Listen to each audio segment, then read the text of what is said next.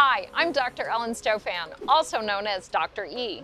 And I'm Thomas Serbook, and also known as Dr. Z. And we're here for another episode of EZ Science.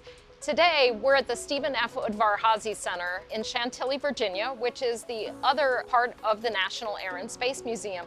And this is one of my favorite places because we have things like the Space Shuttle Discovery. But we also have this exhibit, which has one of my favorite Mars landers. Thomas, do you know which lander this is? Yeah, it's Sojourner. You know, I remember it from The Martian. Pathfinder with the little Sojourner rover landed in 1997 on the surface of Mars. This stuff you see laying around the ground here is actually an airbag that helped it land safely on the surface. It literally landed like a bouncing ball. The airbag deflated, and then it could deploy the solar panels, and then this little Sojourner rover could come out and down onto the surface. The most exciting part, right, is to actually land there with something that can roll off. So this robotic mobility really set a path, literally, with Pathfinder and Sojourner to how we explore Mars today. It was followed by the Spirit and Opportunity rover and the Curiosity rover, because we realized to really explore the geology of Mars, we needed to get out there and move around. Just landing in one spot wasn't good enough. What's so amazing to me is how light it is. It's only 23 pounds, this entire vehicle. Yeah, and actually this mission really gave us some breakthrough science about Mars. We had known from orbital data that Mars had these huge channels carved into it that we thought were carved by water. But Pathfinder and the Sojourner rover really gave us the first evidence that the rocks at the surface showed a lot of signs of having been laid down and modified by water. That gives you the knowledge that it wasn't just an instant in time of water, that the water had to have persisted for tens of millions of years, if not hundreds of millions of years. And of course, it's that very insight that really has clarified many of the historic questions about Mars. You know, how 3.5 billion years ago did it become so different than the Earth? We're making a mission ready right now from 23 pounds or so of a rover to a little bit under 2,500 pounds, Mars 2020.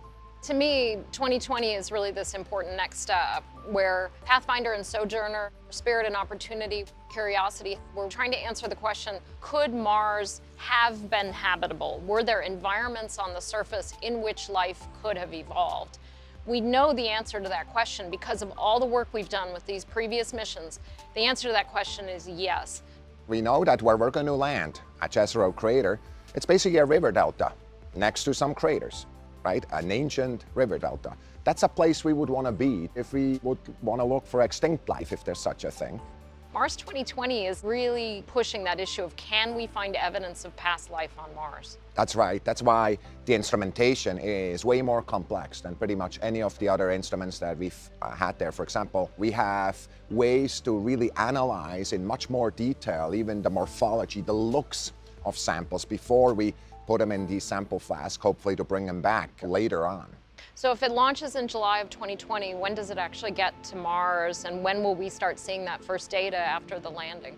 It's going to be there in February of the next year, 21, coming down, and pretty much within days we'll get the first data. What I'm really excited about is during entry, descent, and landing, we have way more cameras than we've ever had. We're going to see it go down, and we're going to see the look up too.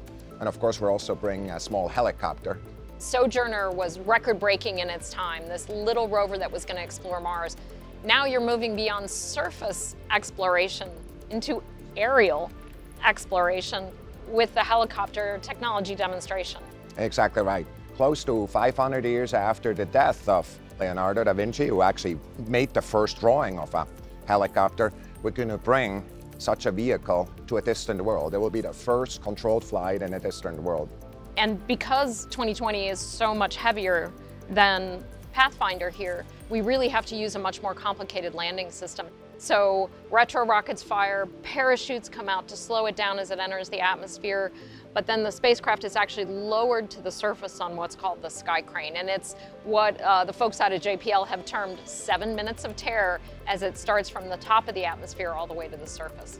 Exactly right. It's a very tough time to sit there until you hear from the surface that I'm okay. Risky time. It's 50% or so likelihood of success statistically for humanity to land or go to Mars. Well, especially this summer, we're going to come back to you on Easy Science and talk more about Mars 2020 as we get close to the launch. Yeah, really appreciate that. What an exciting exhibit, an exhibit that points forward to something that's going to happen. Thank you so much, Olin, for this discussion. And thanks for coming and joining us on another episode of Easy Science.